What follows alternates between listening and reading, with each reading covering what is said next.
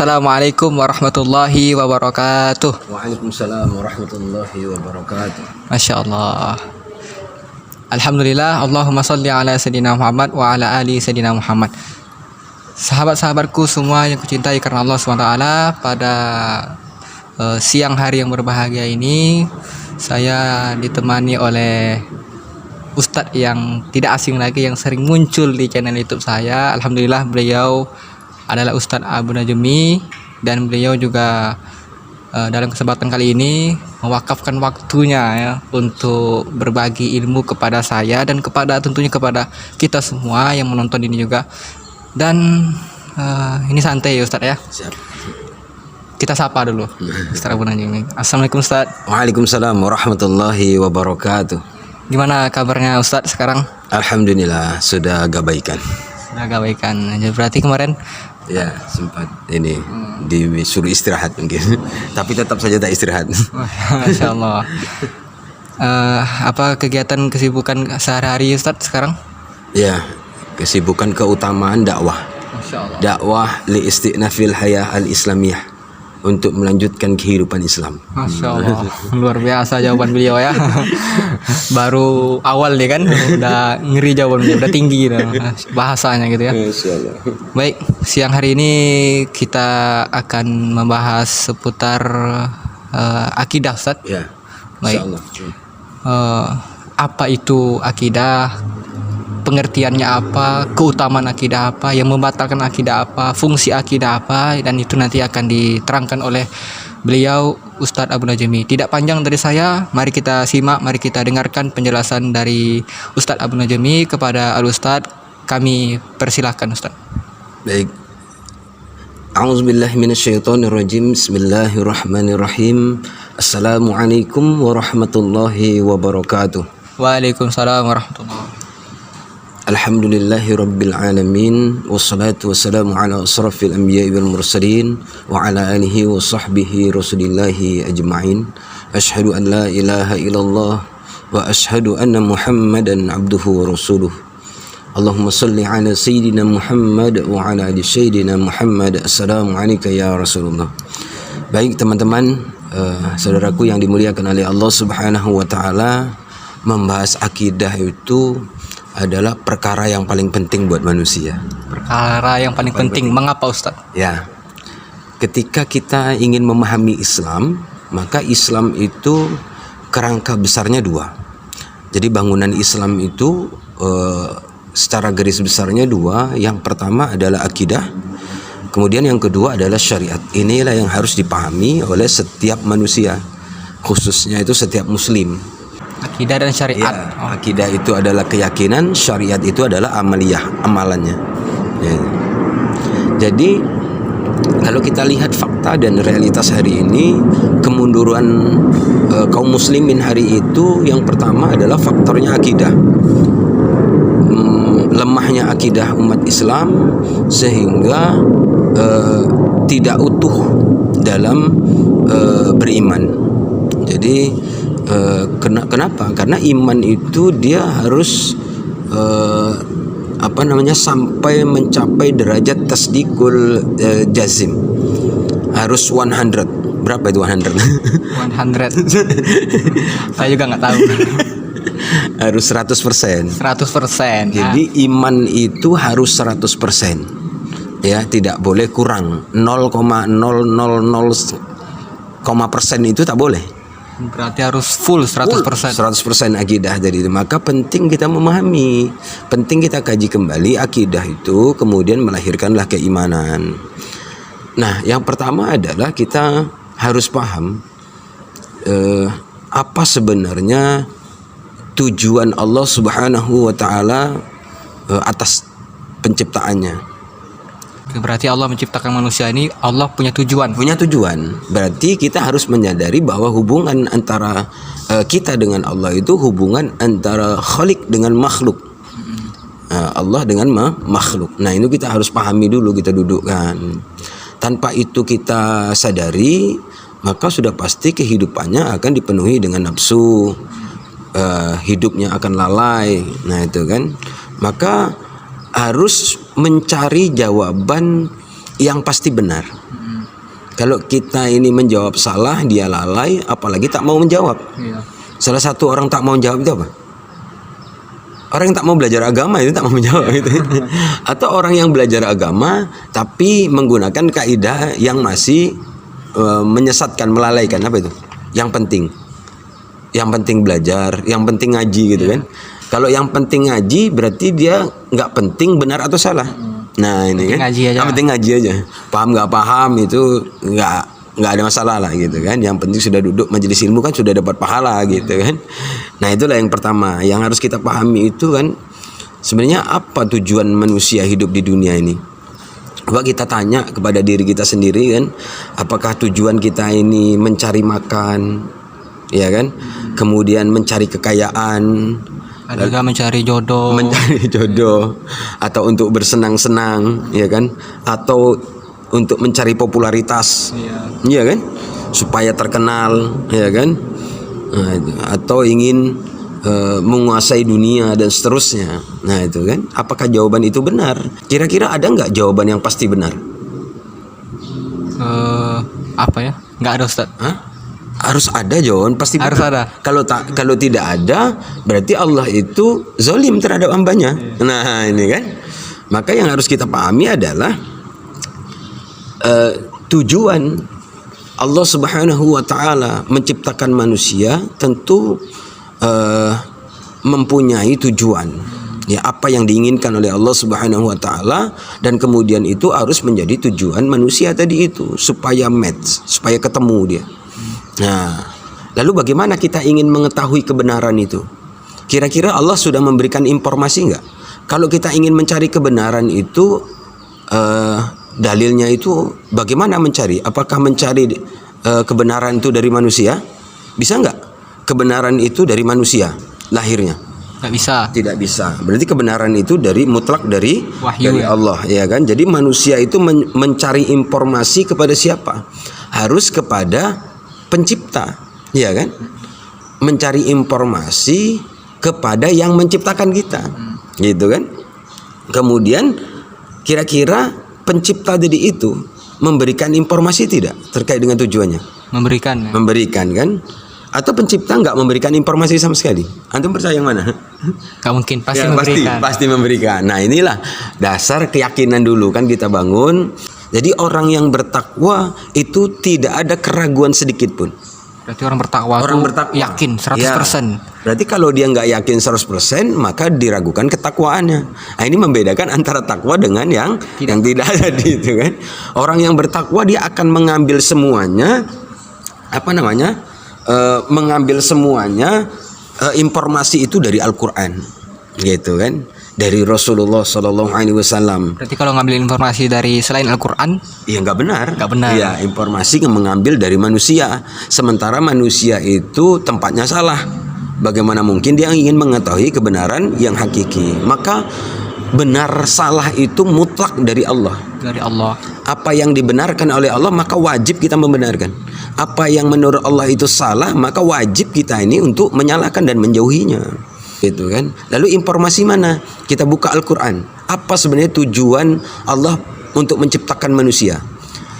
Kita buka Al-Qur'an, kita buka surat Az-Zariyat ayat 56. Apa ayatnya itu? Wa ma khalaqtul jinna ya. Masya Allah. Benar, Ustaz? Benar. Alhamdulillah. Jadi ayat ini kan tentu sudah familiar sekali, ya kan? Kata Allah, a'udzubillahi minasyaitonirrajim. Wa ma khalaqtul jinna wal insa illa liya'budun. Tidak aku ciptakan jin dan manusia. Jadi kata Allah, aku tidak menciptakan jin dan manusia melainkan illa itu kecuali. Kecuali apa? Supaya mereka itu liya'budun, ibadah kan. Tetapi ayat ini pemaknanya itu dalam penyampaian itu sebagian itu sudah dikaburkan. Apa itu ibadah yang hari dipahami? Salat, zakat, sedekah, saum, haji, ya kan? Akhlak.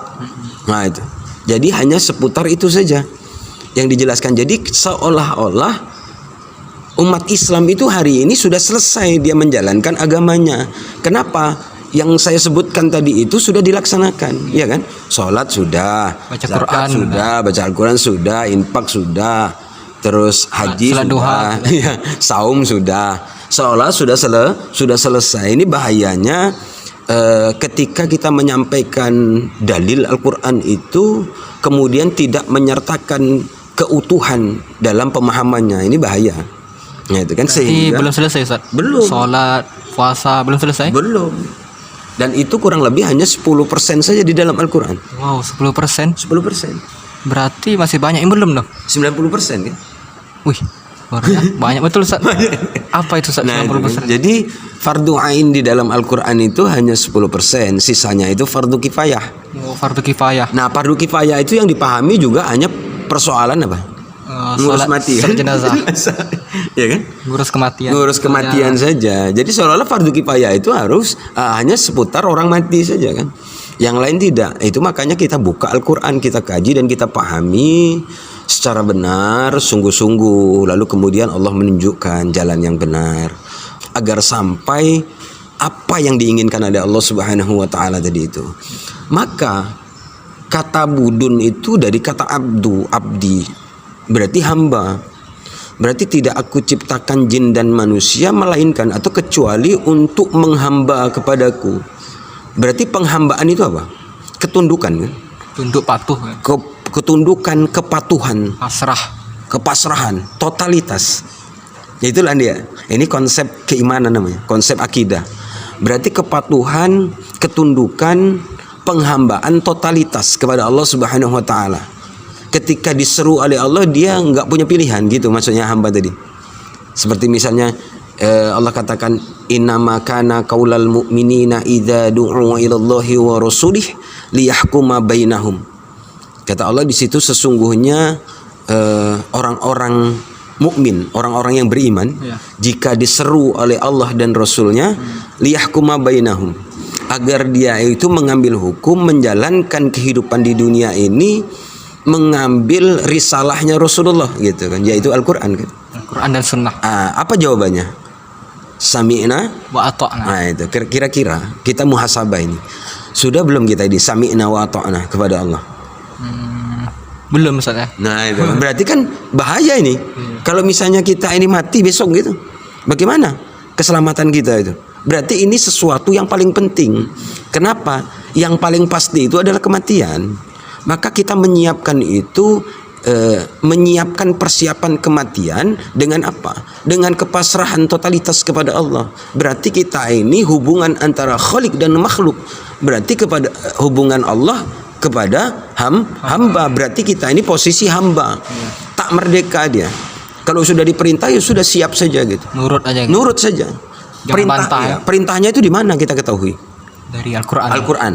Kalau kita buka lembar demi lembar, surat demi surat, ayat demi ayat, antum menemukan nggak ayat-ayat yang hari ini tuh nggak pernah kita amalkan?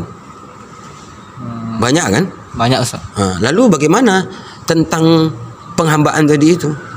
Berarti belum totalitas. Belum totalitas. Berarti kan sesuatu yang paling penting tetapi kita anggap tidak penting gitu kan. Jadi tujuan Allah menciptakan manusia itu dua. Yang pertama adalah sebagai Abdullah, hamba Allah Subhanahu wa taala, itulah di surat Az-Zariyat ayat 56. Kemudian tujuan yang kedua adalah sebagai khilafatullah, sebagai pemimpin di bumi. Hamba Allah dan pemimpin di bumi. Kan kita buka Al-Qur'an informasinya dan pasti benar. Tadi di surat Az-Zariyat. Kemudian yang kedua tujuannya adalah kita buka surah Al-Baqarah ayat 30. Pemimpin di bumi ini maksudnya gimana? Wa idh qala rabbuka lil malaikati inni ja'ilun fil ardi khalifah. Jadi Allah menciptakan manusia itu sebagai pemimpin fil ard, pemimpin di bumi. Berarti semua orang harus jadi presiden. Ya baik. Jadi konsep pemimpin tadi itu, ya kan, namanya memimpin bumi. Bukan hanya memimpin manusia tetapi memimpin makhluk yang lain. Lalu bagaimana konsep kepemimpinan tadi itu? Kembali lagi kepada Abdullah, penghambaan. Berarti dia menggunakan kepemimpinan itu harus bersumber dari Al-Quran, dari Allah Subhanahu wa taala, yaitu Al-Quran. Maka kalau kita tidak memenuhi itu, berarti kita tidak tahu tujuan atas ciptaan Allah tadi itu. Ya kan? Pemimpin itu kan banyak. Diri kita ini pemimpin enggak? Pemimpin. Pemimpin. Kita memimpin diri kita sendiri. Ya kan? Memimpin itu apa? Kan dalam pemimpin itu kan penjagaan. Benar enggak? Berarti kita ini menjaga diri kita sendiri. Menjaga dari apa? Ya kan? Menjaga dari kesesatan. Nah, itu supaya kita ini lurus dalam penghambaan itu maksudnya. Kemudian kita memimpin keluarga. Ridho sudah keluarga belum? Oh, akan. Ya. Belum lagi. Sudah ada calon belum? Belum. Kalau belum Jangan berarti- ditanya. Kalau belum berarti banyak peluang buat akhwat gitu kan. Nah, kan. Itu kita skip aja. Jadi pemimpin dalam keluarga, memimpin keluarga. Kita akan buka kembali Al-Qur'an, kita akan mengetahui ya ayyuhallazina amanu qu anfusakum wa ahlikum naro. Itulah konsep kepemimpinan dari diri kita dan juga keluarga. Kemudian ada pemimpin masyarakat. Bagaimana dia memimpin masyarakat? Kemudian ada pemimpin negara. Bagaimana dia memimpin negara? Kemudian dia menggunakan kepemimpinan itu atas dasar apa? Maka untuk memahami itu tak bisa kita hanya mendengar YouTube. Itu tadi kan. Nah, jadi harus bagaimana, Ustaz? Ya, tadi mengorbankan waktu untuk sungguh-sungguh belajar. Maka inilah pentingnya guru. Nah, gitu kan. Maka belajar itu harus dengan guru dia. Ya, guru itu harus bertemu langsung. Guru itu bisa diajak diskusi ketika kita ini dalam masalah, Punya problem. kemudian kesulitan untuk memahami sesuatu. Kalau kita punya guru, kita tinggal bertanya. Kapan saja dan Kapan saja. Hari ini kan teknologi sudah luar biasa. Kalau kita bisa tidak bertatap muka karena jarak, Bisa kita PC, bisa ya? menggunakan PC, Nah, dari Zoom, ya kan? Nah, itu adalah wasilah atau sarana-sarana yang kita gunakan, tetapi tetap harus ada guru. Nah, itu guru itu dua dia konsepnya. Yang pertama taskib. Guru itu harus betul-betul memberikan upaya pembinaan secara sungguh-sungguh. skip pembinaan. Nah, taskib itu pembinaan. Kedua takwin, Takwin. pengkaderan. Pengkaderan. Iya. Berarti guru tadi itu membina, kemudian sekaligus mengkader. Agar apa? Agar yang dibina dan dikader itu mampu menjelaskan apa yang dijelaskan oleh guru. Oke, tapi zaman sekarang nih banyak orang hanya membina terus, tapi nggak dikader. Nah, Ya. berarti belum termasuk layak dikatakan guru. Itu belum tidak berarti dia tidak menggunakan konsepnya Rasulullah Sallallahu Alaihi Wasallam. Nah, yang kita sayangkan itu begini, ketika kita tidak mengadopsi dua hal tadi itu, taskib wa takwin, maka kalau kita mati itu tidak ada penerus.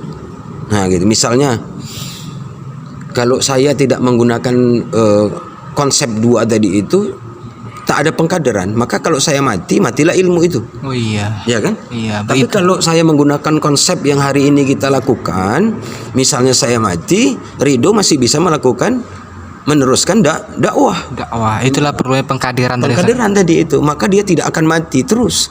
Kemudian antum kan juga tidak mau ketika antum mati juga ilmu. Iya, tentu. antum harus mengkader lagi kan, dan seterusnya, maka itulah yang dikatakan pahala jariah yang nggak pernah mati. Nah, itu guru itu yang pertama dia harus alim, ya. Alim. Ukuran Jadi alim itu dia alim itu punya ukuran. dengan ilmunya dia mampu menyampaikan kebenaran. Itu namanya alim. Tapi bukan hanya sekedar lisan saja. Maka alim tadi itu baik lisan maupun perbuatan. Dia tidak menyelisihi dari ucapannya. Hari ini kita ini sedang krisis tauladan. Iya kan? Banyak sekali ustaz-ustaz dan nggak bisa hanya di lisan nggak bisa dijadikan teladan. Nah, itulah pentingnya Malah kita Ustaz katanya ada ustaz yang memperkosa santrinya sendiri, itu gitu. kan luar biasa itu kan. Apakah benar dia ustaz? Iya kan? Apakah dia benar alim? Padahal orang alim tadi itu adalah orang yang paling takut. Dengan ilmunya itu dia beriman sehingga dia paling takut kepada Allah. Maka mustahil dia terjerumus kepada lembah maksiat yang besar. Maka yang harus kita kaji dan kita pahami itu tentang Islam itu dua, akidah dan syariat. Nah, itu akidah ini adalah keyakinan, syariat itu adalah amal. Nah, itu kan innal imana ma waqara fi biqalbi wa sadaqahul amal. Nah, itu. Jadi iman itu, akidah itu adalah suatu keimanan yang tertanam, ya, menghujam di dalam hati. Tak ada keraguan sedikit pun, wa sadaqahul amal. Bentuk ketidakraguannya tadi itu, maka dia mengamalkan apa saja yang menjadi ketentuan, yang sudah menjadi ketentuan dari Allah Subhanahu wa taala dan Rasul tadi itu. Nah, itulah konsep kehidupan kita di dunia, memenuhi dua hal tadi. Oke, jadi itu ya teman-teman, Masya Allah. Berarti dalam pilar Islam itu dua, akidah dan syariat. Nah. Oke, baik Ustadz, terima kasih Ustadz atas pematerinya. Nanti akan kita sambung lagi Ustadz. Dan buat teman-teman sekali lagi yang ada punya pertanyaan, silahkan di kolom komentar dari YouTube saya, atau melalui DM saya di IG, atau di Facebook, atau di WA bisa juga.